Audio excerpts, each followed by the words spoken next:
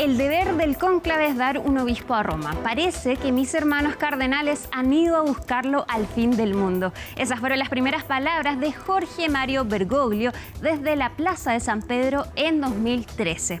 El primer papa latinoamericano y jesuita escogió Francisco como su nombre en honor al santo que dedicó su vida a los más pobres. Un gesto que dio las primeras luces de lo que iban a ser sus 12 años de pontificado. Quiso una iglesia más austera y dedicada a los pobres. Escogió vivir en la Casa Santa Marta en vez del lujoso Palacio Apostólico. También puso atención a las periferias del mundo, sacando de Europa el ancla del catolicismo. Privilegió el diálogo, criticó a algunos gobiernos, puso especial atención al problema de los migrantes y también a la crisis climática. Progresista, pero para algunos ambivalente. Mantuvo una postura conservadora en torno al aborto y la eutanasia. Se opuso al matrimonio y la adopción de niños por parte de parejas homosexuales.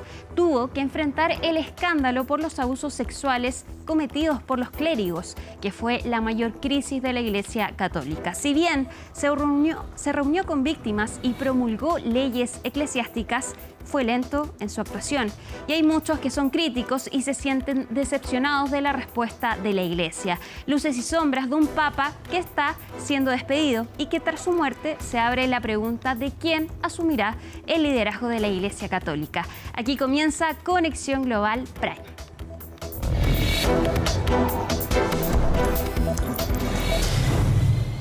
Y para entender un poco de los 12 años del pontificado de Francisco, vamos a ver una nota de CNN. Desde el principio, el Papa Francisco tuvo el toque común. Buonasera. Un sencillo buenas noches del recién elegido cardenal Jorge Mario Bergoglio de Argentina, el primer Papa de las Américas. Igual de cómodo entre los pobres como entre los poderosos, en el césped de la Casa Blanca hizo un llamado a favor de los inmigrantes. As the son of an immigrant. Como hijo de una familia de inmigrantes, me alegra ser un huésped en este país que fue construido en gran medida por esas familias. This country, which was largely built by such families. El Papa centró gran parte de su atención en las personas de las periferias, como él las llamaba, los forasteros excluidos de la sociedad. Chi ha fame, sed. Los hambrientos, los sedientos, los forasteros, los desnudos, los enfermos, los que están en prisión. A veces no era tan popular en el Vaticano. La reacción de los conservadores molestos por su enfoque liberal de la enseñanza eclesiástica, las reformas prometidas en materia de transparencia financiera que nunca se materializaron del todo, y el escándalo del abuso sexual que continuó siendo el mayor desafío de la Iglesia Católica. Se reunió con las víctimas, expresó su profundo pesar, expresó su determinación de hacerlo bien. Pero la mayoría de los críticos, muchas víctimas, dirían que eso no fue acompañado por un seguimiento de la política.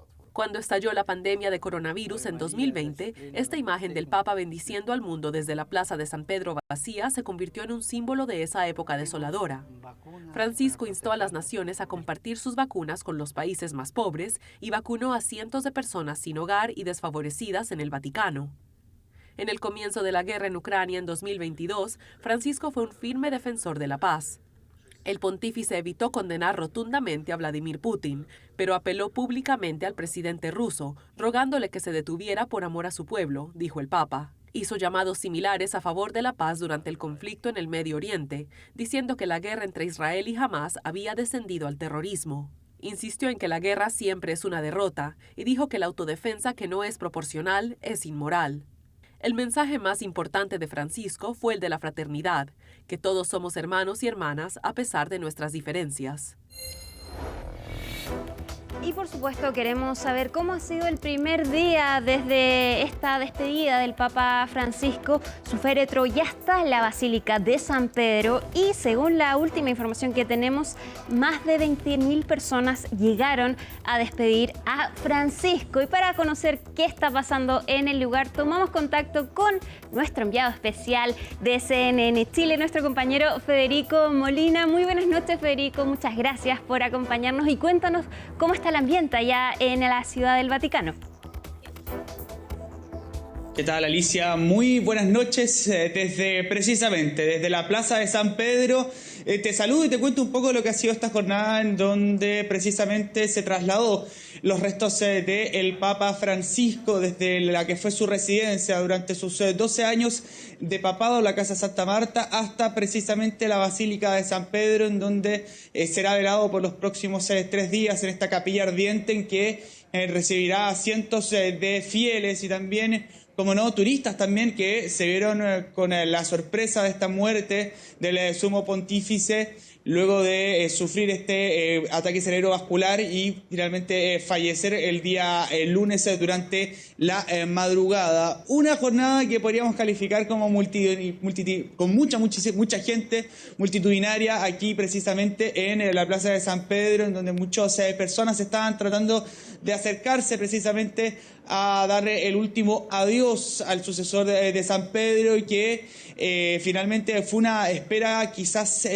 demasiado larga. Hay algunos que no aguantaron más y se decidieron abandonar la fila. Nos encontramos con un sinnúmero de naciones, también, como no, con chilenos que nos contaron un poco cómo había sido su experiencia, de cómo se habían enterado de la muerte de Francisco y también cómo fue su experiencia al intentar entrar precisamente a la Basílica de San Pedro para poder darle el último adiós al Papa Francisco. Pudimos conversar con ellos precisamente durante esta jornada en que estuvimos presentes desde temprano para conocer cómo se había vivido el ambiente precisamente acá en la Ciudad del Vaticano, y esto fue lo que conversamos con ellos.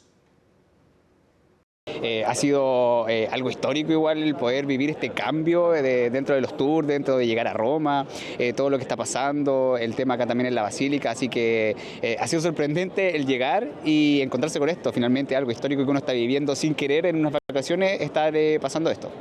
Es el ambiente que se ha generado, tanta gente que hay, la experiencia que estamos viviendo en este momento, como te comentábamos, estábamos de vacaciones en Francia y teníamos organizado ya el tour y venirnos acá a Roma y encontrarnos con esto y vivirlo. Vivirlo es una oportunidad que tenía que pasar de vivirla. Es una experiencia, es algo, un suceso histórico precisamente, ya que luego de 12 años a la cabeza de la Iglesia Católica y a sus 88 años murió el Papa Francisco, y que durante esta sede vacía, que es el término correcto para utilizar durante estos días en la sede del Vaticano, debido a que su cabeza ya falleció, ya no está con nosotros y que queda a mando de un gobierno transitorio, esa sede vacía, que va a tener que ahora preparar lo que va a ser los funerales, Alicia, en donde probablemente los ojos del mundo van a estar puestos en el lugar por los hechos y por la cantidad de personas y los líderes importantes que estarán presentes y que ya han confirmado su asistencia. Por ejemplo, el presidente de Estados Unidos, Donald Trump, también, por ejemplo, el presidente de Ucrania, Volodymyr Zelensky, también el presidente de Francia, también líderes de la Unión Europea, también el presidente de Brasil. Por parte de nuestro país estarán presentes el ministro de Relaciones Exteriores, también estará presente el presidente del Senado. El presidente Boric dijo que no podrá asistir, por eso mismo nombró tanto al senador Manuel José Sandón como al diputado José Miguel Castro, presidente de la Cámara de Diputados, para que sea la representación chilena precisamente en este lugar. Sobre ese proceso, Alicia, esperamos que ya mañana comience un proceso más con mayor presencia policial. Hay bastante cantidad de contingente, hemos visto durante toda esta jornada. Sin embargo, se ha vivido de forma tranquila, la gente ha podido asistir, ha podido un poco sentir ese ambiente de lo que se está viviendo durante esta sede vacía, este periodo sin el sumo pontífice, que ya lo decíamos, se murió durante el lunes, y que luego de este funeral comenzará el proceso del cónclave para buscar al nuevo sucesor de San Pedro. Fede, y estando ahí, ¿la mayoría de las personas son italianas o has visto de distintas nacionalidades que han llegado a despedir a Francisco? No, para nada. Hay de todas las naciones que uno pudiese imaginar, Me ha tocado, por ejemplo, encontrar personas asiáticas, personas africanas también de Latinoamérica que han estado por aquí paseando, un poco aprovechando de ver el Vaticano, pero también de sumarse a estos ritos, a estas ceremonias de lo que significa la muerte de un sumo pontífice. También lo comentaba durante la tarde, estaban estos famosos paraguas de los free tours, en donde se juntaba la gente y que ahora los guías tenían la difícil tarea de poder adaptar un poco el relato y contar poco a poco lo que es el proceso de la elección de un sumo pontífice y también todos los protocolos que tiene la muerte de un papa, porque ya lo habíamos hablado, Alicia, hay muchísimas cosas que uno comienza a conocer de los procesos del Vaticano que se comienzan a conocer durante estos días precisamente por la muerte de un papa, la destrucción, por ejemplo, del anillo del pescador que tenía Francisco, que se utilizaba para poder sellar documentos, también el tema del ataúd, que anteriormente se usaban 3 capas de ataúdes, también de lo que significan los edificios aquí en el Vaticano, por ejemplo, el mismo edificio de Santa Marta, por ejemplo, que fue construido por el Papa Juan Pablo II y que precisamente es el lugar definido por el Vaticano para que todos los obispos, los 135 obispos que tendrán la tarea de elegir al próximo sumo pontífice, utilizarán para alojar y para poder estar en reflexión durante esos días de cónclave, en donde se hará las votaciones, 12 en la mañana, 12 en la tarde, para elegir al nuevo sucesor de San Pedro. Un ambiente, ya lo decíamos, con variedad de personas. Esperamos que mañana ya un poco se regularice esta situación. Es todo todavía muy nuevo. Recordemos que esto pasó recién el lunes. Estamos a miércoles, así que entre el contingente policial ya vemos un poco las estructuras que se están armando en estos alrededores de la Plaza de San Pedro para poder ser testigos de este funeral del Papa Francisco, y también lo recordamos lo que va a ser el cónclave, en donde será elegido el nuevo jefe de la Iglesia Católica. Bueno, Fede, hacemos el punto que de hecho hace pocas horas se bajaron 2 cardenales, entonces ya estamos en 133 los que deberían asistir al cónclave. Antes de finalizar y rápidamente, Fede, ¿hace frío, hace calor allá, considerando que el funeral va a ser al aire libre?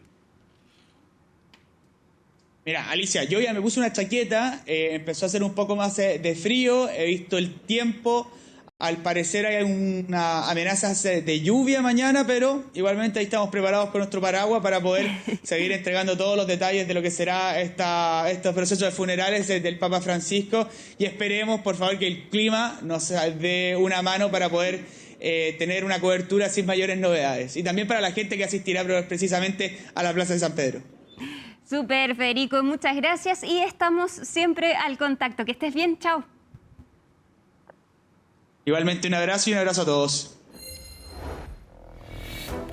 Y ya lo decía nuestro compañero Federico Molina, se vienen horas claves tras la muerte del Papa Francisco y se viene lo más importante, el funeral. Para eso, ahora Laura Soto nos acompaña para contarnos todos los detalles. Laura, ¿cómo estás? Muchas gracias por venir. Hola, ¿qué tal, Alicia? Muy buenas noches. Así es, vamos a explicar qué se viene en los próximos días, los ritos funerarios que también ya han ocurrido en torno al Papa Francisco, cómo va a ser su sepultura, es parte de lo que va a pasar durante esta semana y que se lo vamos a explicar también en una gráfica que hemos preparado con nuestro equipo para ver entonces cuáles son los pasos siguientes en estos ritos funerarios. Lo primero que vimos nosotros fue el velatorio privado y para partir dando esta explicación hay que tener en cuenta de que el año pasado el Papa Francisco simplificó bastante el rito funerario en torno a lo que es entonces este proceso para darle la despedida final a un pontífice. Y en este caso, la primera etapa tiene que ver justamente con el velatorio privado, porque en este caso la constatación de la muerte ya no se hace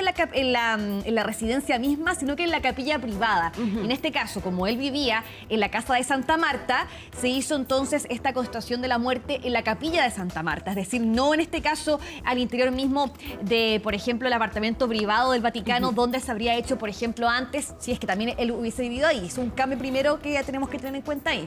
Ahí fue donde vimos la primera imagen del Papa Francisco en el féretro. Exactamente, donde lo vimos ahí también siendo velado, en este caso en privado. Eso también algo que se incorpora entonces con el fallecimiento del Papa Francisco y que también le da un poco más de simpleza a este rito. Ahora también lo que vimos durante esta jornada fue el traslado de este féretro hacia la Basílica de San Pedro, donde se desarrolla en estos momentos lo que es este velatorio público, donde todas las personas pueden ir a verlo por un breve momento para ir a despedirse. Dura 3 días, en este caso duraba entonces hasta la medianoche de este miércoles, lo que tiene que ver con esta jornada, pero ya parte nuevamente el jueves con un horario distinto que también va a ocurrir entonces desde las 7 de la mañana hasta la medianoche y el viernes de las 7 de la mañana a las 7 de la tarde va a durar entonces esta visita. Y también hay otro cambio importante que vemos, lo que tiene que ver por ejemplo con el ataúd. Antes eran 3 ataúdes donde iba a ubicar al Papa Francisco, en este caso es solamente un ataúd,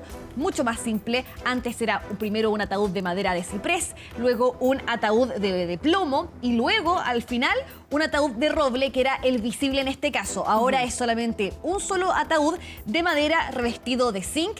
Y también otro cambio importante, lo que tiene que ver entonces con este velatorio público, que ya no se lo coloca arriba de un catafalco, que es una plataforma con una suerte de manta de terciopelo que se le colocaba ahí al pontífice fallecido encima, no dentro del ataúd, sino que encima de esa plataforma para que fuera visto entonces por los visitantes. Ahí vemos en pantalla el cambio, ya no está este catafalco. Él pidió expresamente entonces de que esto se eliminara y que él fuera en el fondo expuesto, pero dentro del ataúd, no encima de este catafalco como una suerte de emperador romano, que es así entonces como definía el cambio que quería hacer, esta simplicidad que se le agrega a los ritos funerarios del Papa. O sea, llevar la simpleza, la humildad hasta la muerte finalmente. Exactamente, de hecho hoy también se hablaba de que se le ve con sus clásicos zapatos negros, por ejemplo, los que siempre usó durante su papado, que nunca quiso vestir con los tradicionales zapatos rojos de un papa en este caso. Y también otro punto que no está con el báculo, que es este bastón papal, que también se le mostraba, ¿no es cierto?, al pontífice fallecido con su bastón al lado, pero en este caso ya no tampoco se hace, no se le entierra con aquello. Es otro cambio más que él incorpora en esta reforma que hace finalmente a estos ritos funerarios. Pero vemos ahora qué pasa, por ejemplo, con el funeral que se va a desarrollar el día sábado en la Plaza de San Pedro, que también se espera una alta cantidad de gente que va a ir a verlo. Y esto también se va a desarrollar, por supuesto, alrededor de las 10 de la mañana del día sábado. Tenemos que ver ahí en ese momento cuánto va a ser la duración, pero es ahí donde se espera también la llegada de distintos líderes internacionales. Hablamos, por ejemplo, del presidente de Estados Unidos, Donald Trump, también el caso, por ejemplo, del príncipe William, en este caso que va a ir en representación de Carlos III, el primer ministro británico Keir Starmer, Giorgia Meloni, que es la primera ministra italiana, que ella tenía, de hecho, una visita de Estado fuera de Italia que tuvo que cancelar justamente para quedarse en este evento. Así que ahí son alrededor de más de 20 líderes los que ya confirman su asistencia al menos a este funeral. Parte a las 10 de la mañana, hora local, 4 de la mañana para nosotros. Vamos a transmitir en vivo ese funeral. No vamos a dormir ese día. No se va a dormir ese día, es muy importante transmitirlo ahí, por supuesto, en las pantallas de CNN Chile. Ahora, ¿qué pasa con la sepultura? Esto ya también es otra cosa distinta, porque ya hace más de 100 años que un papa no va a ser enterrado en las grutas vaticanas, sino que fuera del Vaticano, que es lo que pidió también expresamente el Papa Francisco, en la Basílica de Santa María la Mayor, que está en Roma, no está dentro del Vaticano, como ustedes pueden ver ahí en el mapa. Y es una basílica, un templo que él lo describía como su gran devoción. Cada vez que él realizaba un viaje al extranjero, él volvía a esta basílica para rezar. Realmente le gustaba mucho y por eso él pidió expresamente su testamento que él sea entonces sepultado en ese lugar, donde en este momento hay otros 7 pontífices que también están enterrados ahí. Y otra cosa también, que pidió una sencillez en su sepulcro, por ejemplo, sin ninguna decoración particular, solamente una inscripción que diga Franciscus, y es parte entonces de lo que ha él solicitado expresamente en este sepulcro, la sencillez, también fuera de la ciudad del Vaticano. Entonces ahí también el traslado va a ser más largo, se va a necesitar otro tipo de seguridad distinta, por ejemplo, la que se le ha dado a los otros papas, que sí, en el fondo han sido enterrados en las grutas vaticanas, que está ahí mismo debajo entonces de la Basílica de San Pedro. Es distinto el traslado, ahora será mucho más largo y requerirá otro tipo de seguridad también.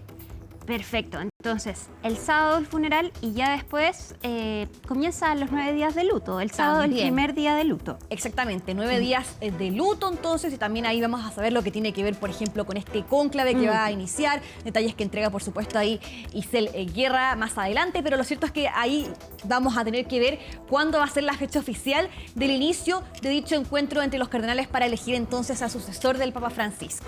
Perfecto, Laura, muchísimas gracias por acompañarnos. Nos vemos el próximo miércoles. Así es, nos vemos. Que estén muy bien. Chao, chao.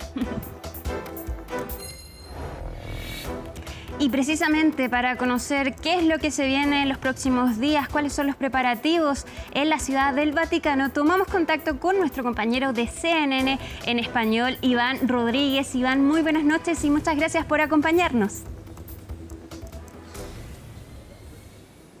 Alicia, buenas noches. El cuerpo de Papa Francisco yace en la Basílica de San Pedro, donde permanecerá hasta su funeral el sábado por la mañana. Mucha gente, miles de personas han esperado varias horas para poder tener una oportunidad de entrar a la Basílica y decir sus gracias al Papa Francisco. Sabemos que la Basílica se mantendrá abierta para el público hasta medianoche cada día, hasta que llegue ese día de su funeral el sábado por la mañana.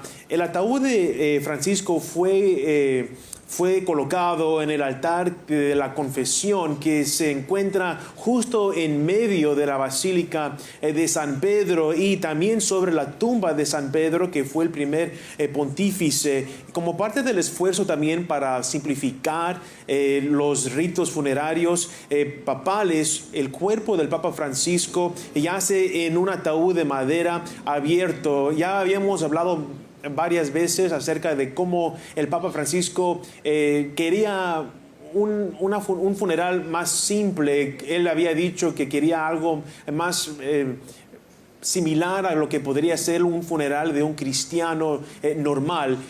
También sabemos que el Papa Francisco será recordado por varios por el mundo por su apasionada defensa del planeta, la difícil situación también de los migrantes y los esfuerzos también por la paz a través de la diplomacia. Queremos mostrarles imágenes también de cómo se miraba esta mañana cuando los cardenales eran los primeros en estar dentro de la Basílica de San Pedro, y después de eso se abrió al público. Pero fue un día muy hermoso acá en Roma, donde, como te cuento, Alicia, varias miles de personas esperaban horas para poder tener al menos un minuto o dos cerca del Papa Francisco.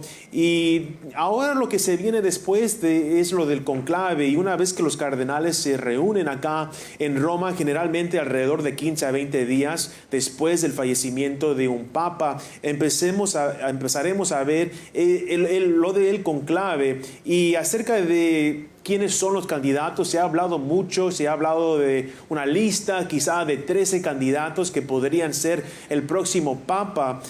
A mí lo que se me hace interesante es, Alicia, un viejo dicho que dice sobre las elecciones: quien entra al conclave como papa lo deja como cardenal. En otras palabras, cualquier candidato que se considere como favorito antes de que comience la votación debe ser tratado con cautela, y ningún cardenal, dicen varios expertos, debería de entrar a la Capilla Sixtina dando por sentado que va a obtener los votos necesarios para poder ser papa.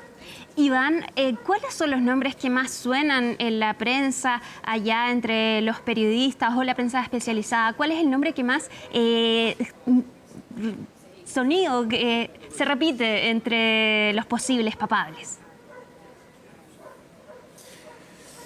Pues hay unos que te cuento. Entre los 13 hay el cardenal Pietro Parolin, es el secretario de Estado de la Santa Sede, tiene 70 años, es italiano. Hay también el cardenal Luis Antonio Tagle, él es el líder de la Oficina Vaticana para la Evangelización, él tiene 67 años, es de la Filipina. Pero también, Alicia, ha habido mucha plática, muchas conversaciones acerca de quizá puede ser un papa de Asia, quizá puede ser un papa de África. Sabemos que el cardenal Fridolin Ambongo Besengu es el arzobispo de Kinshasa, tiene 65 años, del país de Congo. Quizá podríamos ver un papa del continente africano, quizá del continente asiático. Por ahora lo que es interesante también es que se habla mucho de la edad del papa. Sabemos que los últimos 2 papas han sido un poquito mayor de edad cuando fueron elegidos a ser papa, y su tiempo siendo papa fue un poco más corto. Así que no sé si el conclave decida tener un papa más joven para que ese papa pueda tener un poco más tiempo, o veremos un papa que quizá también sea un poco mayor de edad. Lo que sí se empieza a hablar también mucho es acerca de... Hay un gran porcentaje de cardenales que fueron elevados a esa posición de cardenal por el Papa Francisco. Y hay varios que quieren ver al Papa Francisco o el trabajo del Papa Francisco que continúe con el próximo Papa. Pero también hay un grupo más pequeño que quizá quiera ver varios cambios y no necesariamente seguir en ese trayecto que había puesto el Papa Francisco. Iván Rodríguez desde el Vaticano, muchísimas gracias por acompañarnos tan tarde. Esperamos que puedas descansar un poco y por supuesto retomamos el contacto en los próximos días. Que estés muy bien, buenas noches.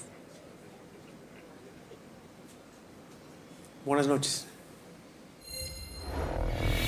Y ya para analizar de lleno el legado del Papa Francisco, hay que entender también cómo comenzaron sus 12 años de pontificado, que también comenzaron de una manera que explica mucho de los detalles del Sumo Pontífice. Y para entender esto, nos acompaña, por supuesto, Isel Guerra para explicarnos todo. ¿Cómo estás, Isel? ¿Cómo estás, Alicia? Así es, vamos a revisar varias gráficas, pero partiendo, por cierto, con estos 12 años de pontificado y su llegada, cómo se convierte en el líder de la Iglesia Católica, y todo esto debido a la renuncia de Benedicto XVI, que él informa el 11 de febrero del 2013, pero que se hace efectiva en el último día de ese mes, el 28 de febrero de ese año. Eso da pie, da origen a que se dé cuenta, ¿no?, del cónclave. El 12 de marzo del 2013 a las 5 de la tarde, 5:40 de la tarde, inicia el cónclave, esa jornada que culmina al día siguiente, el 13 de marzo del 2013, en la quinta votación a las 7 de la tarde con 5 minutos hora local, es cuando finalmente se designa a Francisco como el Papa, ¿no? Y claro, convirtiéndose por lo demás en el líder número 266, primer latinoamericano, primer jesuita, por cierto, Alicia, en convertirse en el líder de la Iglesia Católica. Dentro de estos años, varios hitos por lo demás, partiendo con estos primeros viajes al extranjero. El primero que hizo fue a la isla de Lampedusa, ¿no?, la isla italiana, y todo esto con un significado bastante particular, el de la migración. Ese es el primer viaje que realiza en medio también de lo que habían sido años bastante convulsos en el viejo continente, y solo unos días después, entre el 22 y el 29 de julio, viajó hasta nuestro continente, hasta Brasil, para participar de la Jornada Mundial de la Juventud.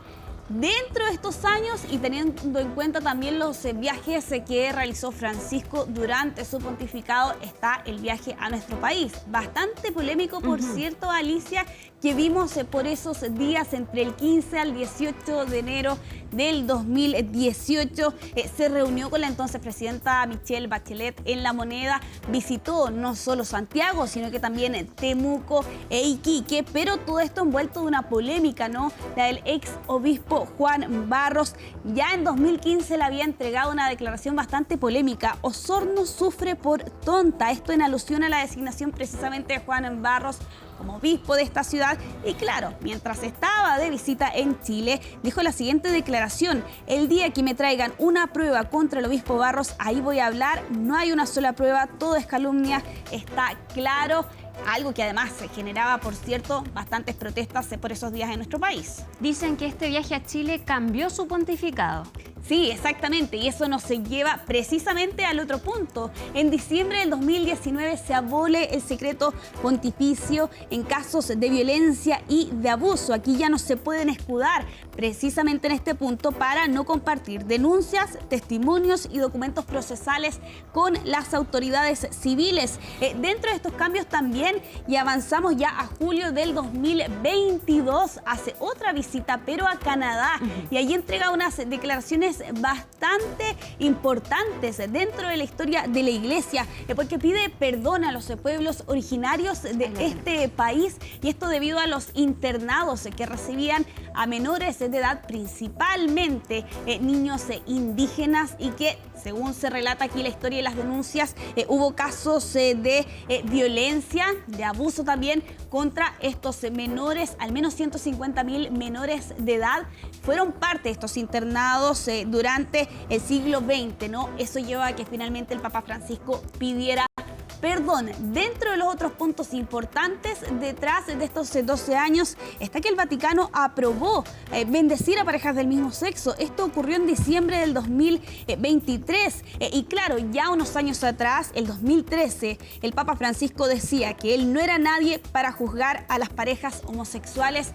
uno de los grandes frases que quedan, por cierto, detrás de su pontificado. Ahora, es bien polémico esto, porque si bien algunos lo consideran bastante progresista, hay otros que dicen que en este tema fue conservador. Él nunca aprobó el matrimonio igualitario o la adopción de parejas homosexuales de niños. Exactamente, sí. Y claro, tenía algunas frases que algunos podrían calificar de ambiguas respecto precisamente de la comunidad LGBT. Y claro, ya en los últimos años, particularmente lo que vimos este 2025, el deteriorado estado de salud del Papa Francisco, 38 días hospitalizado en el Hospital Policlínico Gemelli en Roma, iniciaba como una bronquitis, rápidamente eso se convertía en una neumonía bilateral. Él fue dado de alta el 23 de marzo, pero sin embargo a inicios de esta semana conocíamos su muerte a los 88 años. Que fue, hay que decirlo, bastante sorpresiva, porque el día anterior tuvo muchas actividades. Exactamente, durante ese fin de semana además recibió al vicepresidente de Estados Unidos, J.D. Vance, estuvo el domingo allí compartiendo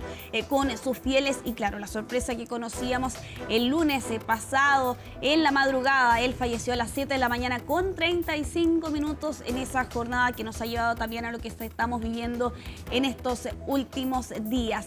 Eso por un lado, pero también hay varios conceptos, Alicia, que hemos estado escuchando en estos últimos días, cónclave, ¿no es cierto?, camerlengo. Expliquémosle a la gente qué significa, ¿no? Porque además lo vamos a estar repitiendo bastante las próximas jornadas, partiendo por sede vacante, que de hecho es lo que se está viviendo ahora, esto luego de que se confirmara en la ceremonia de confirmación la muerte de Francisco el día lunes por la tarde. Sede vacante entonces empieza con la muerte del líder de la Iglesia Católica. Las redes sociales del Papa Francisco ya no dice Papa Francisco, sino sede vacante. Exactamente, y ese es un concepto que se ha repetido bastante durante esta semana. Otro es el de camerlengo, que hasta la elección del nuevo Papa es temporalmente el máximo responsable del Vaticano. Ya hemos mencionado su nombre en otras oportunidades, el irlandés Kevin Joseph Farrell, ¿no? Este prelado católico estadounidense nacido en Irlanda, que pertenece a los legionarios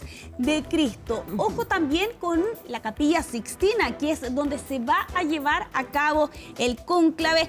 También es conocida, quienes han tenido la suerte de viajar también a Italia y con ello a la Ciudad del Vaticano, porque tiene estos magníficos frescos de Miguel Ángel, ¿no? Otro dato anecdótico, donde se va a desarrollar el cónclave de los 133 cardenales, al menos hasta este momento, que van a participar de lo que es el cónclave. Ojo también con el rol del cardenal protodiácono, ¿no? Lo vamos a escuchar sobre todo cuando ya exista la figura del Papa. Él es el encargado de anunciar precisamente quién va a dirigir a la Iglesia desde el balcón central, desde la Basílica de San Pedro. Habemos Papa. Habemos Papa, exactamente, esa es la frase que pronuncia el cardenal protodiácono. Y claro, seguimos con cónclave, que es sin duda una de las palabras más repetidas durante esta semana, que viene del latín, de hecho, cum clavis, que significa bajo llave. Aquí hay algunos datos, por ejemplo, que el límite para votar de los cardenales son 80 años, ¿no? Y que se tiene que llevar a cabo en un plazo entre 15 a 20 días. Hubo una modificación allí para que pudiera iniciarse cuando todos los cardenales estuvieran en Roma. Al menos hasta este momento no está establecida la fecha, pero aparentemente podría ser en los primeros días del mes de mayo. Y con ello seguimos con las congregaciones generales, que son reuniones a puertas cerradas donde podría ya delinearse en algo la figura de los favoritos para convertirse en el sumo pontífice. Y aquí hay una polémica que hemos visto en estos últimos días, ¿no? Con el italiano Angelo Becchio, que en 2020 cayó en desgracia en medio de un escándalo bastante sonado. Fue incluso condenado a 5 años y medio de cárcel por un fraude fiscal del 2023, y aquí el Papa determinó no solo destituirle de manera fulminante, sino que también retirarle la posibilidad de que él pudiera votar precisamente en este cónclave, y al menos hasta ahora existe la incógnita sobre cuál va a ser finalmente la determinación que tomen aquí, en este caso el decano del Colegio Cardenalicio, quien debería allí adoptar una decisión respecto de la figura de este cardenal italiano. Hasta este miércoles se han realizado 2 congregaciones generales, y en la primera, Angelo Becchio fue aceptado y entró a esta asamblea. Sí, más de alguno puede considerar esto que tiene allí cierta intriga, ¿no? Dentro del Vaticano, es parte también de las otras acciones que podríamos ver también conforme avanza la fecha hacia el cónclave. La fumata. Sí. 133 son los cardenales actualmente que deberían participar en el cónclave. Exactamente, 133 cardenales los que deberían participar en el cónclave. Algunos 2 se han retirado, de hecho, por problemas de salud. Así que habrá que ver finalmente cómo cambia o no ese listado de aquí en más. Seguimos con la fumata, ¿no? El humo blanco, el humo negro. El humo negro determina que las votaciones tienen que continuar porque no se han llegado a los 2/3 para poder definir finalmente esa figura. Y humo blanco es precisamente, se cambia con químicos, y allí todos los fieles católicos pueden saber que efectivamente ya se ha llegado a una elección. Nomen es el nombre que elige el nuevo Papa. Francisco lo eligió en alusión a Francisco de Asís, ¿no? Quien fundó la Orden de los Franciscanos. Y aquí, ojo con este dato, Juan, con 23 nombres, es el que más se ha repetido. El que nunca se ha utilizado es Pedro, el primer Papa de la Iglesia, así que habrá que ver finalmente cuál va a ser el nombre que va a elegir también el próximo líder de la Iglesia Católica. Y ya para ir cerrando, Sala de las Lágrimas. Eso es un concepto, es un lugar en rigor dentro de la Capilla Sixtina que vamos a ver en los días, o más bien en los momentos posteriores a la elección del Papa. Aquí lo que se entiende es que justo después de haber aceptado el cargo, el Papa se aísla en esta pequeña habitación para desahogarse ante lo que califican es la magnitud de las tareas que se vienen por delante. Así que hay varios conceptos para tener en cuenta también en los próximos días, y también lo que se está viviendo por estas horas. Ahora, otro punto muy importante. ¿Quién podría suceder a Francisco? Sí, hay una frase que hemos repetido hasta el cansancio, ¿no? El que entra como papa sale como cardenal, porque, y hay que hacer allí la aclaración, no porque esté dentro de este listado de favoritos que crece más o menos durante esta jornada, significa necesariamente que vaya a convertirse en el sumo pontífice. De hecho, Francisco fue bastante sorpresivo, pero lo que suena, al menos hasta este momento, son algunas de estas caras que están ustedes viendo ahí en pantalla. Matteo Maria Zuppi de Italia, arzobispo de Bolonia, se lo considera que podría ser un papa centrista, carismático, incluso el más italiano de los papables. Aquí otro italiano también, Pietro Parolin, de 70 años, que es el número 2 de Francisco, es el secretario de Estado del Vaticano desde el 2013. Se lo considera que podría ser un papa de transición, aunque allí se le ve enfrentado ante algunas desventajas, como una falta de experiencia pastoral, más bien dedicado a la diplomacia y a la administración del Vaticano. Desde Filipinas, Alicia, Luis Antonio Tagle, ¿no? Prefecto para la Congregación para la Evangelización de los Pueblos, una amplia experiencia pastoral, carismático. Hay quienes lo califican como un buen orador, incluso cercano a Francisco, quien se opone al aborto y a la eutanasia, y con declaraciones ambiguas sobre la relación de la Iglesia con la comunidad LGBT. Desde Hungría, Peter Erdős, de 72 años. Tagle, hay que hacer la mención de que podría ser el primer papa asiático, si es que exactamente, si es que llegara a ser electo, efectivamente sería el primer papa desde esta región del planeta. Dentro de estos listados de nombres, fuera de lo convencional, está precisamente Peter Erdős, desde Hungría, cardenal nombrado por Juan Pablo II. Ha sido llamado por la buena fe, señalaba en entrevistas luego que las tropas invasoras incendiaran su casa familiar. Él tiene ideas más tradicionales. De hecho, se menciona que su figura, el péndulo conservador europeo, se dirige precisamente a él. Está en contra, por ejemplo, de la aceptación de las uniones homosexuales. Volviendo a Italia, Pier Battista Pizzaballa, miembro de la Orden Franciscana. Él nació en 1965 y reside desde 1999 en Tierra Santa. Es un perfecto conocedor del problema palestino-israelí, pero en contra señalan algunos expertos, que es demasiado joven con 60 años para asumir el liderazgo de la Iglesia Católica.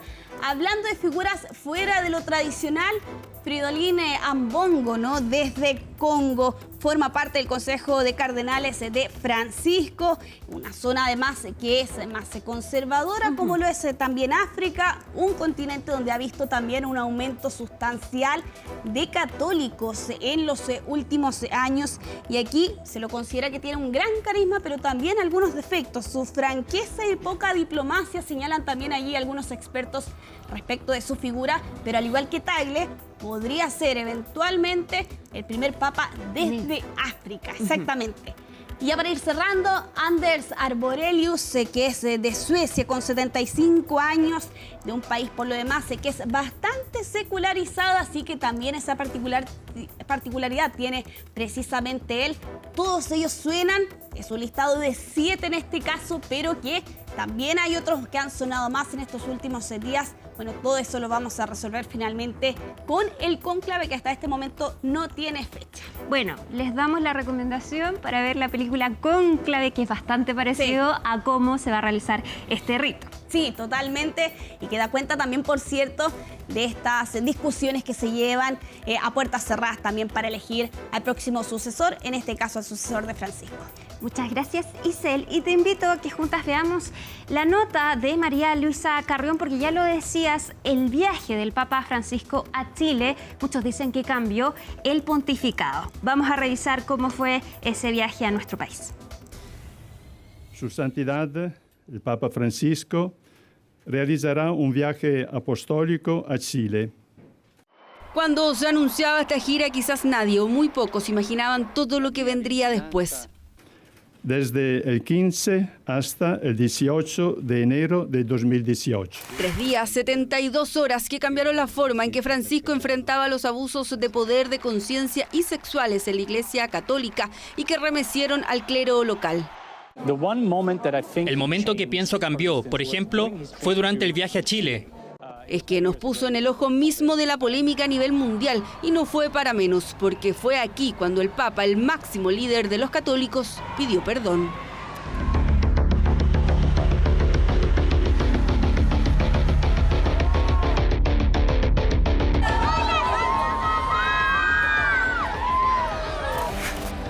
A las 9 de la mañana y 40 minutos, el vehículo que transportaba al Papa Francisco ingresó al Parque O'Higgins. Era una provocación que esté Barro ahí en el altar junto con los demás obispos y al lado del Papa. Nos lo trataron muy bien los periodistas. Apoyamos al obispo Barro en su cargo. El nombre del obispo de Osorno, Juan Barros, fue uno al que Francisco no pudo hacer el quite, no solo por estar acusado de encubrir los abusos del sacerdote Fernando Caradima en nuestro país, también porque su presencia en las actividades oficiales no era bien recibida. Juan Barros estaba parado al lado de Caradima cuando él abusaba a gente, entre ellos yo. También me cansa que la gente le siga creyendo, si él no ha hecho una gota, no ha movido un dedo, ¿no es cierto?, en proteger a los niños. El señor Juan estaba muy solo, y cuando uno está solo necesita compañía, y yo lo hice como una obra de caridad. No era yo el que tenía que juzgar si estaba actuando bien o mal. Ahí estamos bien. Pero lo cierto es que en mayo de 2015 el Papa Francisco, menos de 3 años antes de venir a Chile, ya había sido advertido de la molestia que ocasionaba el nombre de Barros, y esta fue su respuesta. No se dejen llevar de las narices de todos los zurdos que son los que armaron la cosa. Además, la única acusación que hubo contra ese obispo fue desacreditada por la Corte Judicial. Osorno sufre, sí, por tonta. Palabras que le pesaron al sumo pontífice y que de alguno u otro modo repitió en medio de su gira por el norte de nuestro país, cuando ya la presencia de Barros en sus actividades era un ruido constante en medio de su visita. Le da todo el respaldo al obispo Barros. El día que me traigan una prueba contra el obispo Barros, ahí veo. No hay una sola prueba en contra. Todo es calumnia. Pero claro, nunca estuvo, porque pedir pruebas a las víctimas fue algo que nadie pasó por alto. ¿Por qué para usted el testimonio de las víctimas no es una evidencia? ¿Por qué no les cree? Testimonio de víctimas siempre es una evidencia, ¿no? Siempre. En el caso de Barros no las hay. No hay evidencia. Palabras lapidarias que cerraron una visita histórica donde incluso había pedido perdón desde el Palacio de la Moneda. No puedo dejar de manifestar el dolor y la vergüenza que siento ante el daño irreparable causado a niños por parte de ministros de la Iglesia. Fue una visita muy compleja, en un tiempo muy complejo, y que no solo por los días que estuvo, sino que con lo que se abrió a posteriori. Porque lo que vino después fue un terremoto de grandes proporciones. El Papa aseguró haber sido mal informado por el clero local sobre lo que realmente ocurría. He venido a Chile enviado por el Papa Francisco para recoger informaciones útiles concernientes a Monseñor Juan Barros Madrid. Obispo, pero ¿descarta renunciar? Y de ahí las réplicas del terremoto no pararon de llegar. El Papa recibió a los 3 denunciantes de Caradima en el Vaticano y solicitó que todos los obispos chilenos viajen hasta Roma.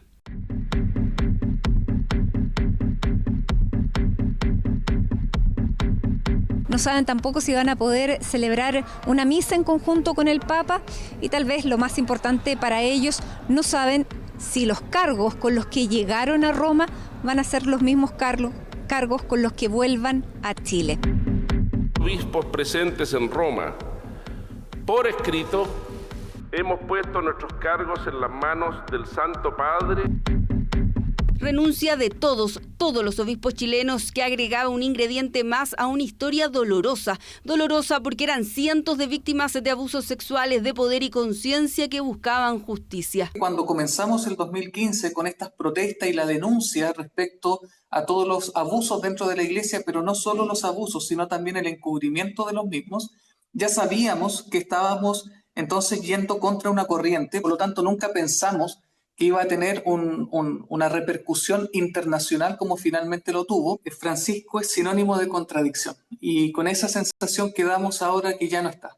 Lo cierto es que Francisco, respecto a los abusos, creo yo, finalmente dice mucho, pero hace poco. Los cambios normativos siguen siendo algo periférico respecto a la magnitud de la crisis que todavía existe en la Iglesia. Haber desacreditado a las víctimas de abusos durante su visita a nuestro país ha sido catalogado por expertos como una de las mayores crisis de su papado, una que tuvo que revertir pidiendo perdón en persona, enviando mensajeros a Chile. El Papa Francisco me ha encargado pedir perdón a cada uno de los fieles de la diócesis de Osorno. Sacando obispos de sus cargos, en fin, será ahora la historia la que juzgará la forma en la que actuó Jorge Mario Bergoglio, el primer papa latinoamericano, el primer papa jesuita, el papa que hoy despiden millones de católicos alrededor del mundo y que tuvo un punto de inflexión en nuestra tierra.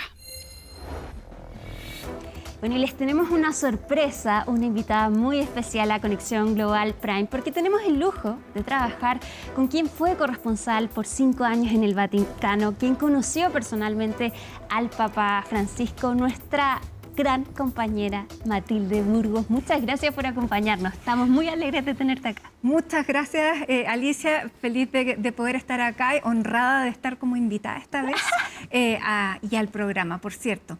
Cambiamos los roles, Mati, te tenemos como entrevistada y yo quiero partir preguntándote cuál fue tu primera impresión del Papa Francisco, en lo personal, cómo fue conocerlo, qué sentiste de él, en su carácter, ¿quién es Francisco? Bueno, lo primero, estaba en la plaza de San Pedro cuando anuncian quién va a ser el Papa, y anuncian que es el cardenal Bergoglio. Y nosotros como latinoamericanos, yo sabía que era un jesuita argentino, no lo podíamos creer que fuera tan cerca. Además, de la congregación de los jesuitas, uno tenía la esperanza de que iba a ser un modelo absolutamente distinto de iglesia, más abierto, más horizontal, que caracteriza el liderazgo de los jesuitas. Al segundo día después de ser electo, cuando la primera reunión es una reunión que tiene con los periodistas, nos cita a todos, primero nos da las gracias por haber cubierto el cónclave, y ahí es donde dice que él quiere ser un pastor con olor a oveja y que quiere esta iglesia pobre para los pobres. Y comienza a dar estas señales que para algunos pueden ser señales de formas más que de contenido, pero la forma también lleva al contenido. La forma no queda aislada. Él, fíjate que fue a pagar la cuenta del hostal donde se estaba quedando en Roma, andaba en un auto que era un auto sencillo y andaba de copiloto. Bueno, fueron primeras señales y bueno, y después lo que todos sabemos, que rechaza quedarse en los departamentos apostólicos, es el primero. Y por lo tanto dijo que quería estar entre la gente. Al principio incluso él mismo tomaba su bandeja y sacaba la comida. Por lo tanto uno decía ya, finalmente hay un papa que está mirando lo que es la realidad de los cristianos en el siglo XXI y va a proponer un modo de ser cristiano que se puede hacer en el siglo XXI, respondiendo a esas necesidades. Esa fue mi primera impresión, mi primera expectativa más bien de lo que era el Papa Francisco.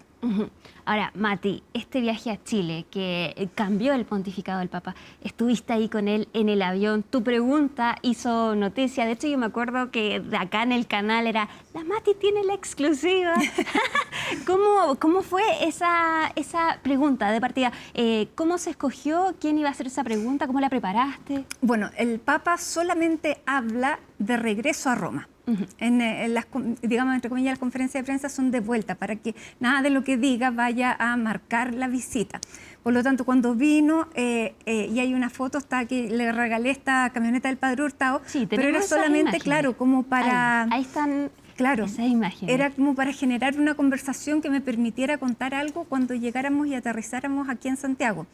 Yeah. Bueno, más fue lo que hablé yo porque le conté, o sea, le expliqué al Papa, está la camioneta verde del Padre Hurtado de un jesuita como usted, lo que hizo con esa camioneta que recogía a los niños pobres, que él iba a ir además al hogar de Cristo, así que pensamos que como jesuita era un regalo que le iba a gustar.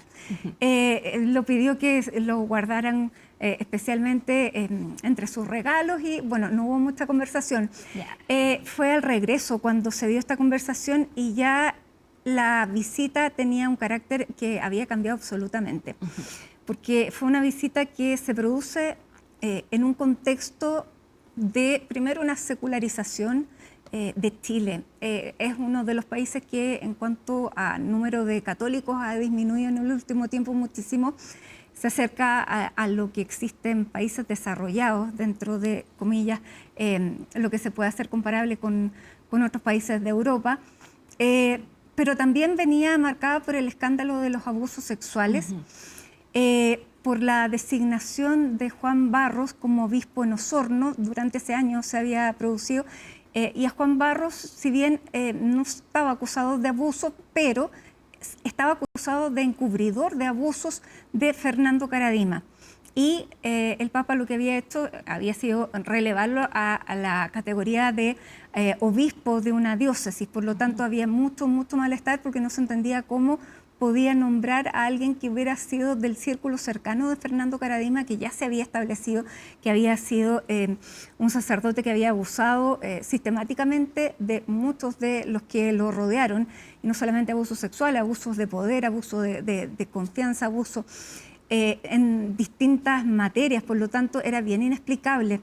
Él incluso durante una visita que hace un chileno en la Plaza de San Pedro, que era Jaime Coiro, que estaba en ese tiempo, trabajaba en el arzobispado, le dice: Monseñor, ¿qué pasa con Osorno?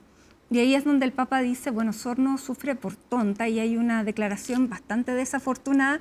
Por lo tanto, ese era ese era el ambiente que había antes de la llegada del Papa. Las víctimas de Fernando Karadima, James Hamilton, Juan Carlos Cruz y Andrés Murillo le habían pedido además una reunión al Papa. Y el Papa sí se iba a reunir en la Nunciatura con víctimas de abusos, pero no a ellos.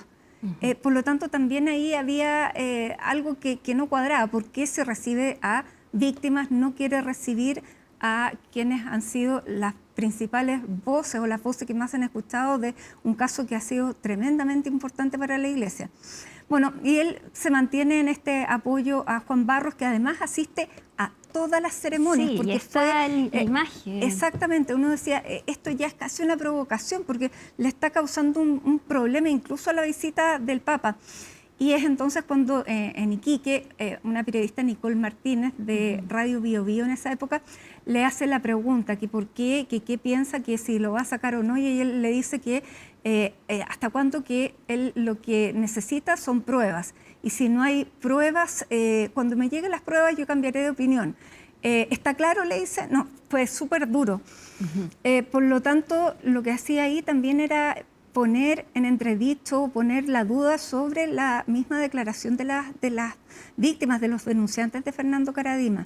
Y en el avión, es cierto que recién en el avión él se da cuenta de lo que está pasando hablando con los periodistas. Yo creo que ya venían voces internas dentro de la Iglesia, porque esto no solamente fue aquí, tuvo repercusiones en Chile, sino que, por ejemplo, el cardenal O'Malley, que es el cardenal de Boston, que está a cargo precisamente de uno de los grupos que trabaja en temas de abusos sexuales, él dijo, no creer a las víctimas es una revictimización, y eso ya había salido en la prensa. Por lo tanto, ya le estaba causando un ruido no solamente en su visita, sino que a nivel ya de la Iglesia general. Luego de la visita a Chile hay una visita a Perú que tuvo unas características muy distintas. Fue recibido como se recibe al sucesor de Pedro, en una visita multitudinaria. Y que también hizo noticia en Chile que no llegara tanta gente. Bueno, en Chile, claro, uno de los temas centrales fue que no llegó la cantidad de fieles, no vinieron los argentinos desde Argentina, y acá digamos, multitud no hubo efervescencia. Había curiosidad probablemente, pero efervescencia no. Y en Iquique fue probablemente uno de los actos, esa misa fue uno de los, digamos, de los encuentros que menos gente convocó. Además era un lugar más alejado de la ciudad. Bueno, hubo distintas, pero además se pensaba que en el norte iban a llegar muchos argentinos, lo que no ocurrió. Bueno, entonces, cuando ya estábamos por subirnos al avión de regreso desde Lima a Roma, hacen un sorteo de quienes pueden preguntar. Y gané el sorteo. Así que preparando la pregunta era básicamente... ¿Había más periodistas chilenos? Sí, había varios periodistas chilenos. Estaba Canal 13, estaba El Mercurio, estaba La Tercera. Esos éramos... si bien una radio. Mucha suerte, pero mucha presión mucha también. Suerte, sí, pero mucha presión. Bueno, había que hacerle la pregunta que venía. Y también, bueno, fui afortunada porque le hago la pregunta que fue una de las primeras. ¿Por y le qué pregunto, no les cree? Primero, que a qué atribuía él el fracaso de la visita a Chile. Y ahí viene una turbulencia, entonces tuvimos que parar. Y cuando se termina la turbulencia, retomo el micrófono y le digo, ya, pero además, ¿qué pasa? ¿Por qué usted pone en duda el testimonio de las víctimas en el tema de Monseñor Barros, del obispo Barros? Entonces, él me dice que no hay ninguna denuncia. Yo le digo, denuncia de abuso no, pero de encubrimiento sí. Y él me dice que es también un abuso. Bueno, y ahí él empieza a captar, porque también lo traía internamente, como te contaba que ya había habido ruido en el Vaticano, y hay varias otras preguntas que van después en la misma línea. Y él, bueno, pide perdón y dice que efectivamente sí están esas denuncias, que él está abierto a recibirlas. Y bueno, no fue bien recibida mucho mi pregunta, pero...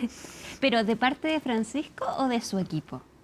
Porque él contesta muy Él contesta amable. amablemente, sí, no se enojó, lo que sí me dijo que a él no le parecía que su visita no hubiera sido exitosa. Pero claro, además que como tocó la turbulencia, pude hacerle 2 preguntas y eso fue como demasiado para el protocolo. Bueno, la cosa es que, bueno, llegamos al Vaticano, se dan a conocer todas estas declaraciones y a las 2 semanas él anuncia que va a enviar a Chile una comisión para investigar el tema de los abusos sexuales en Chile.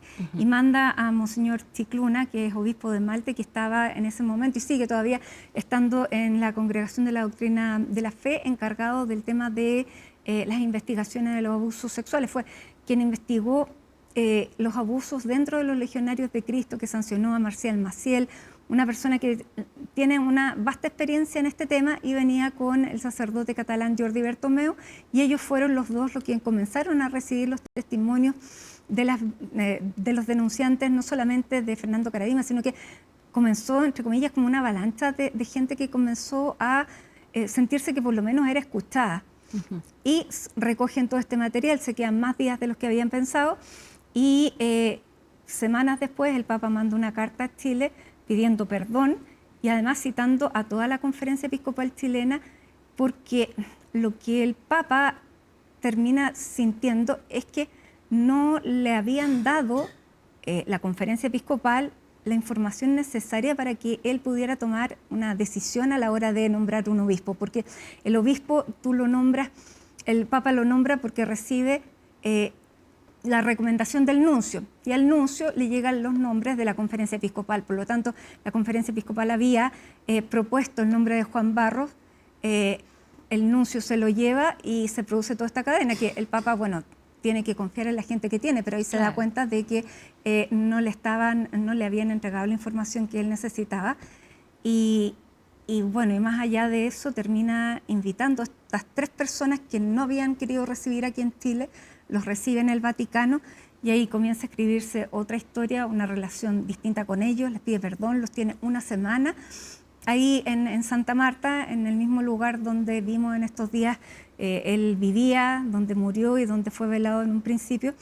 Y comienza una relación muy distinta incluso con uno de ellos, con Juan Carlos Cruz, que además lo nombra en una comisión encargada de también el tema de los abusos sexuales dentro de la Iglesia. Y bueno, ahí después manda a llamar a toda la Conferencia Episcopal, les pide la renuncia. O sea, él se dio cuenta que había que marcar una diferencia, y había muchos países donde estaba ocurriendo lo mismo, que estaban mirando a Chile. Además, todos decían, este es un tema de tiempo, porque no es que pase en Chile o pase en España o pase en Estados Unidos, sino que esto va a pasar en todas partes. Por lo tanto, hay que ver cómo va a ser la reacción con Chile y qué es lo que va a pasar. Mati, ¿tú crees que el tema de los abusos por parte de la Iglesia fue el mayor desafío que enfrentó el Papa Francisco? Mira, el Papa Francisco tenía enormes desafíos. Bueno, el tema de los abusos sexuales sin duda que es uno de los más importantes, porque son crímenes cometidos por religiosos que tienen que estar para generar confianza y no para cometer crímenes. Y esos crímenes además venían encubiertos sistemáticamente por la organización eclesial. Por lo tanto, ese era un tema muy, muy delicado. Pero también había otros problemas por los cuales bueno, este también era uno de ellos, había renunciado el Papa Benedicto XVI, porque recordemos que Francisco no se elige después de la muerte de un Papa, sino que se elige después de la primera renuncia casi en 600 años de Benedicto XVI, que siente que no puede llevar a cabo esta cantidad de reformas. Se habían filtrado los Batilix, ¿te acuerdas? Sí.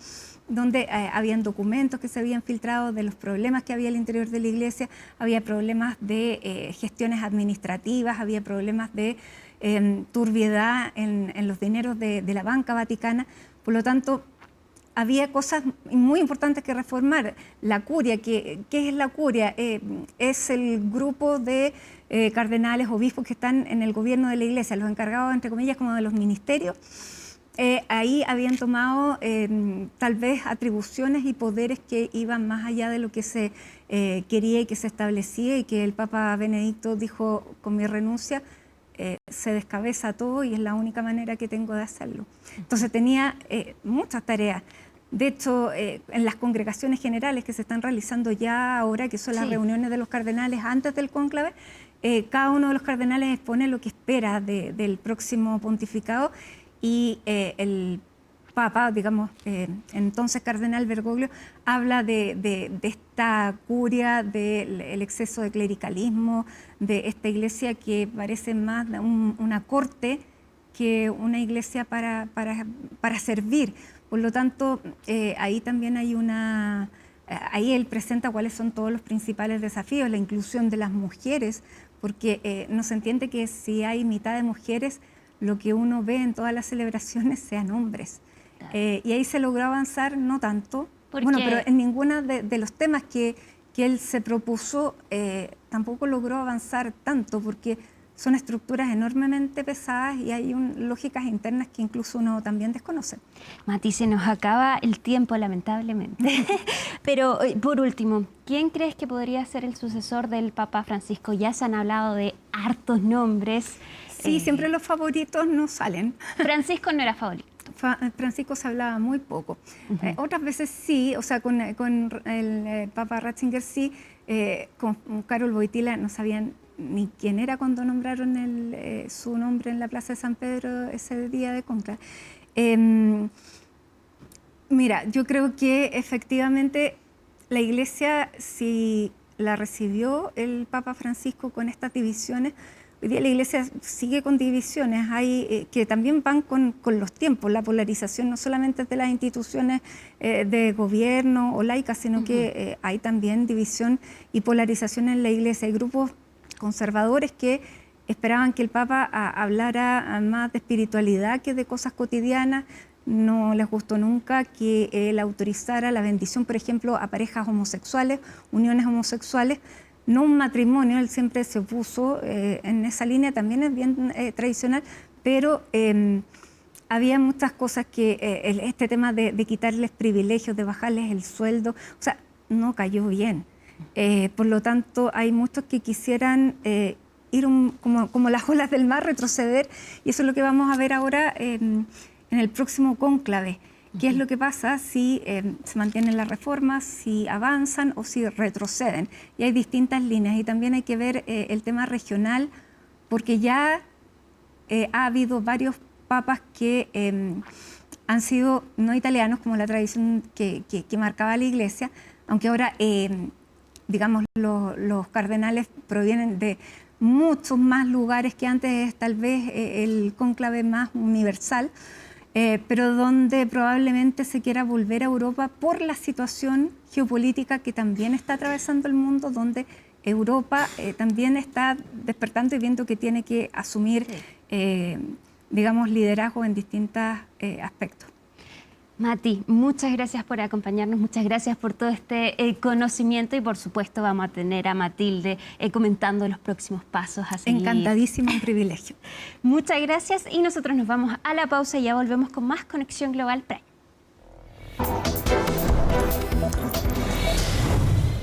Y ahora sí vamos con el espacio que para muchos es el favorito, también me incluye en esto, el análisis de Raúl Sor. Muchas gracias por venir, ¿cómo estás? Bien, bien, bien. Y bueno, muy pendiente de todo el proceso de sucesión del Papa y quién será el nuevo, quién lo va a reemplazar. Porque, bueno, Vaticano es un Estado. Exactamente, y eso queremos conversar contigo porque, claro, el Papa Francisco es un jefe de Estado, una ciudad muy chiquitita, pero también tiene su propio ejército y ha tenido... Una guardia. Una guardia, sí, es verdad, hay que decirlo. Y, una guardia suiza. Suiza, la guardia suiza.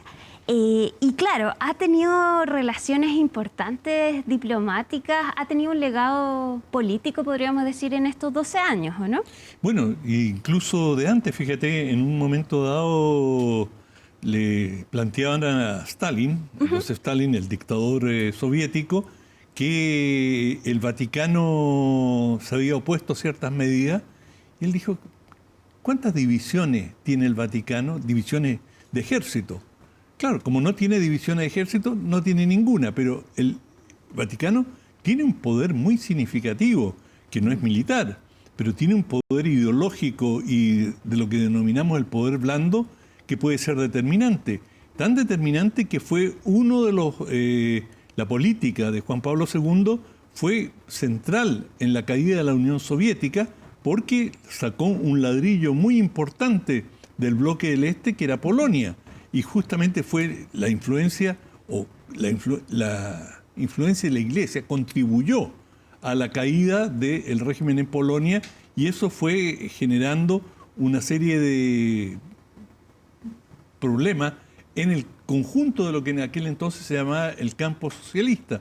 De manera que el Vaticano, sin divisiones de ejército, con una guardia, digamos, más bien folclórica, sí, vestida con medievales, ¿no?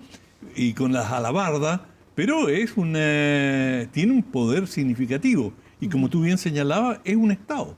Ahora, claro, Juan Pablo II se habla mucho de su rol en la Guerra Fría, pero ¿qué podemos decir de Francisco en el contexto actual, que llega como el primer latinoamericano en asumir este pontificado? Justamente por ser latinoamericano no venía tan imbuido de la Guerra Fría y de los conflictos en Europa, y por lo tanto se pudo dedicar a mirar con otros ojos situaciones. Digamos, en la elección de Juan Pablo II, Estados Unidos intervino de manera muy significativa para cargar la balanza a su favor, y lo veían como un peón desde la perspectiva de Estados Unidos para desestabilizar al campo socialista y a la Unión Soviética, cosa que Juan Pablo II contribuyó, no porque Estados Unidos se lo dijera, sino que por su propia convicción. Él era polaco, ya había vivido la ocupación soviética y tenía sus propias razones para oponerse a esa situación. Pero en el caso de un papa latinoamericano, la visión es otra. Francisco intervino en una serie de situaciones en América Latina. Una de ellas muy importante fue facilitar o contribuir a las negociaciones entre Estados Unidos y Cuba. Y él se encontró con Fidel Castro, visitó Cuba y, digamos, allanó un ablandamiento de Estados Unidos, y en aquel momento levantar algunas de las sanciones que pesan sobre Cuba, de manera que tuvo un rol allí. A mí me tocó verlo en Colombia durante una visita, y me tocó cubrirlo televisivamente. ¿Ya? Y que estuve junto a él, y él jugó también un papel importante en las negociaciones entre las FARC, la Fuerza Armada Revolucionaria de Colombia, el grupo guerrillero que durante más de medio siglo combatió al gobierno, y el gobierno colombiano. Y participó en una serie de eventos, en el que me tocó estar, plantó un árbol, el árbol de la paz, y allí llegaron una serie de víctimas de esta guerra, víctimas algunos que habían pisado una mina y habían resultado mutilados para el resto de su vida, ex guerrilleros, ex militares que habían participado en algunos abusos. Y bueno, cada uno dio su testimonio frente al Papa, que los escuchó, y bueno, fue un encuentro muy emotivo, y que sin duda contribuyó a los acuerdos de paz que se han consolidado. Todavía permanecen algunos movimientos guerrilleros en Colombia, pero las FARC terminaron efectivamente disolviéndose, y se abrió un nuevo capítulo en Colombia. Bueno, ganó el premio Nobel el presidente de ese entonces de Colombia, el presidente Santos, claro. Sí. Ahora, se habla también mucho de que este Papa del fin del mundo, que de hecho él lo dijo cuando saluda en la Plaza de San Pedro, también intentó sacar el anclaje del catolicismo de Europa y llevarlo también a las periferias. Viajó, de hecho, también a Irak.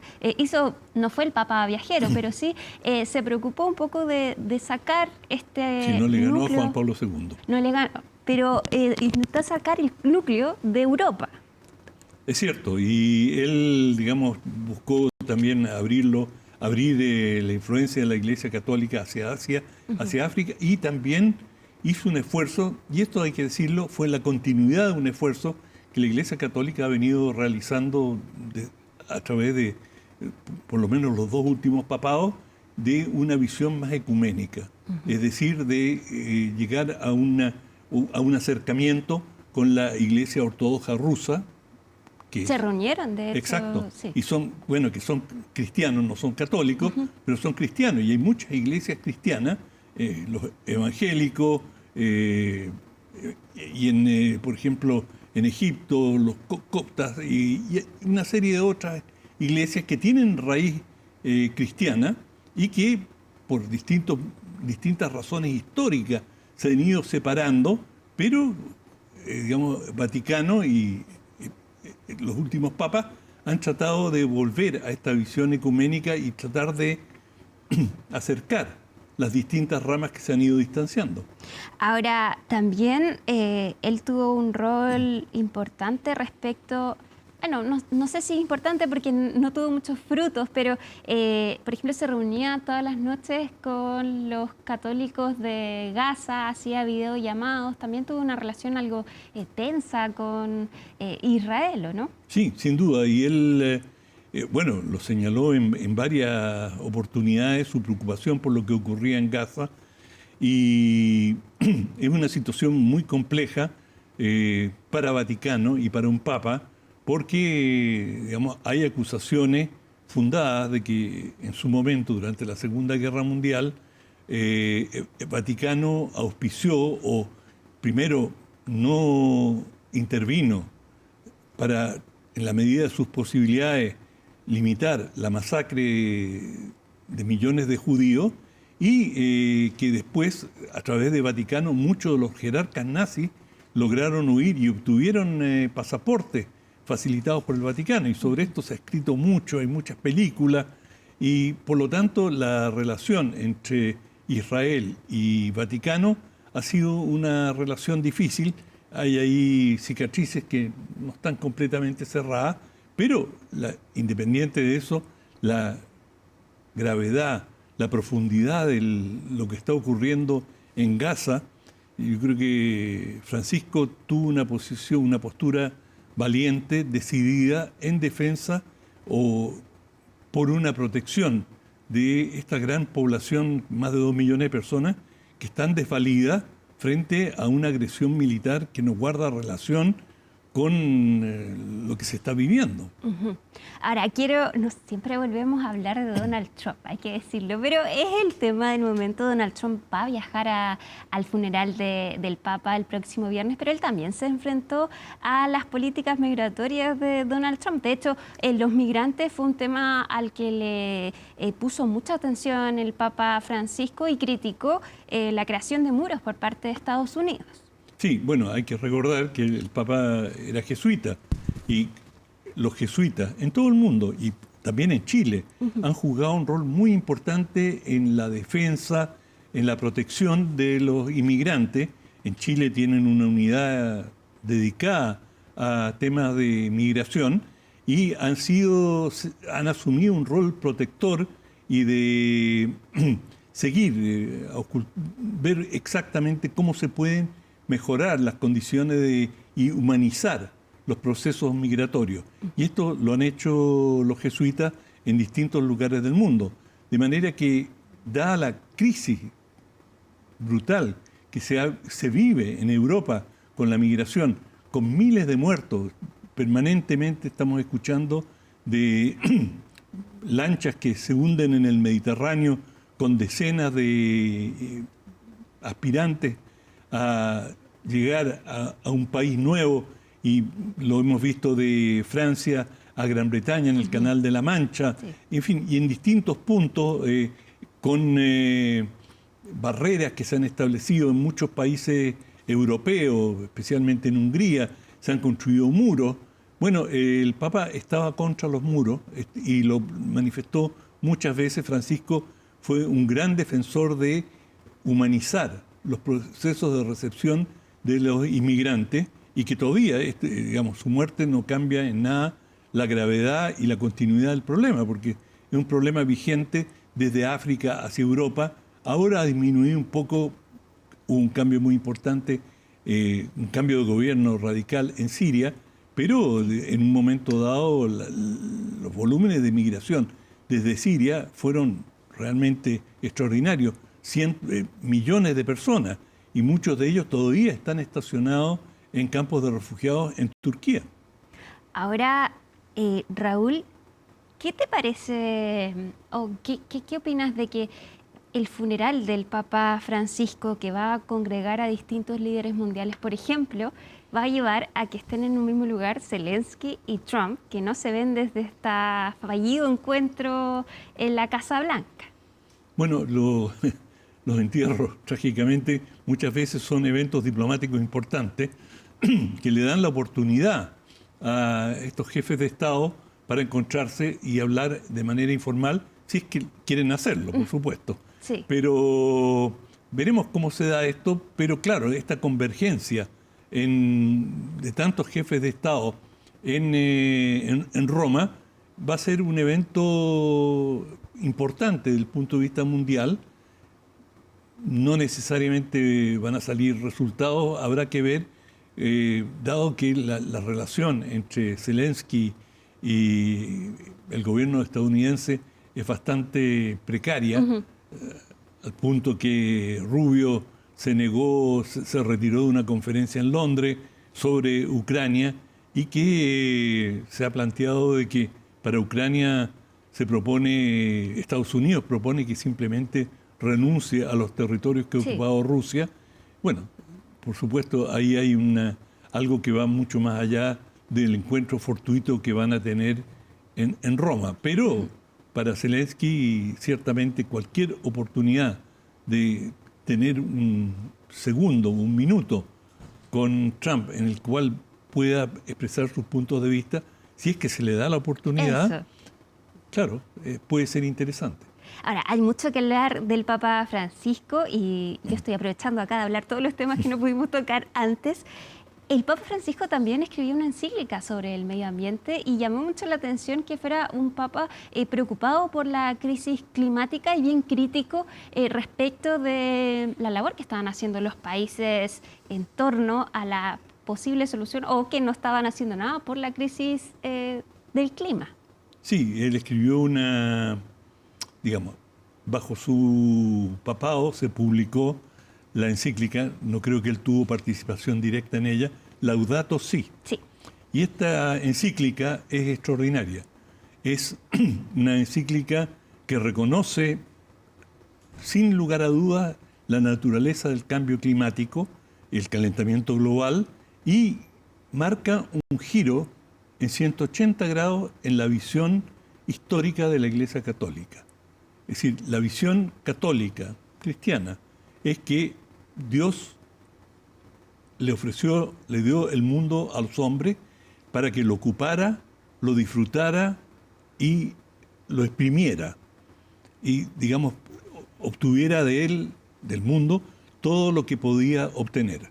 Y que, podía pescar, podía cultivar, y todo esto era encomiable.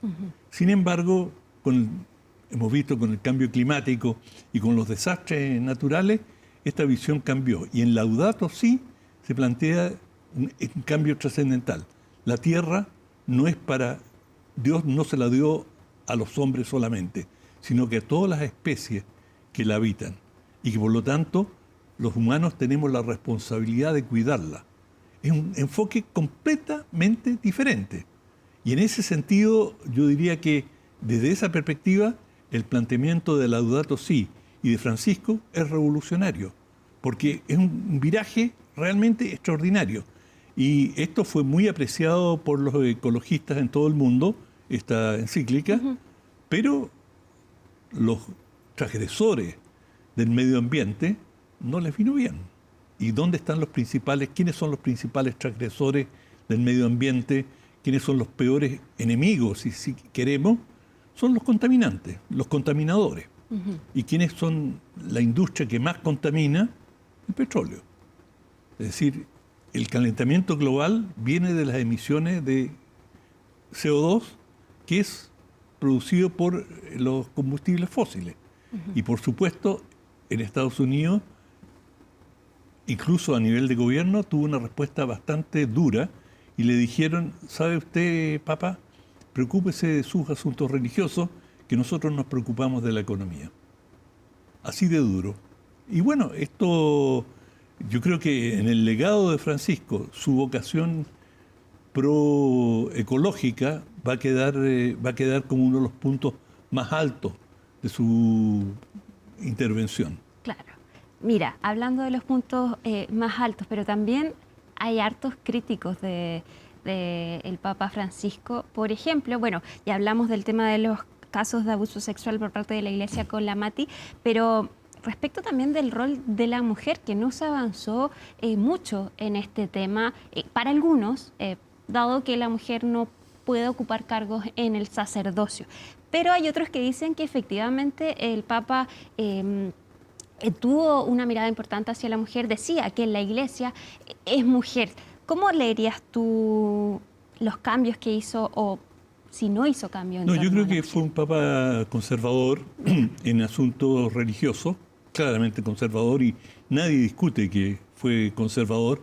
No hizo grandes cambios y uno de ellos se esperaba un avance mayor en el tema de la mujer, cosa que no ocurrió más allá de algunas palabras para apaciguar la crítica. Declaraciones. Exacto, pero en los hechos no hizo grandes cambios y, digamos, de la perspectiva interna de las estructuras de la Iglesia fue conservador y las políticas también fueron conservadoras frente a temas como el aborto, el divorcio, en fin, en una serie de materias fue un Papa conservador, pero, digamos, su progresismo se expresó en materias como el medio ambiente y los pobres, y los pobres de los pobres, quizás los que más sufren, los migrantes. Interesantísimo este análisis de Raúl Sor. Muchas gracias por venir. Nos vemos el otro miércoles, ¿no? Sin falta. Sin falta. Y nosotros quedamos atentos entonces a lo que sigue ocurriendo respecto de la muerte del Papa Francisco. Se viene el funeral el próximo sábado. Vamos a estar también cubriendo ese hecho. Nos vemos nosotros el próximo miércoles. Muchas gracias por acompañarnos. Sigan CNN.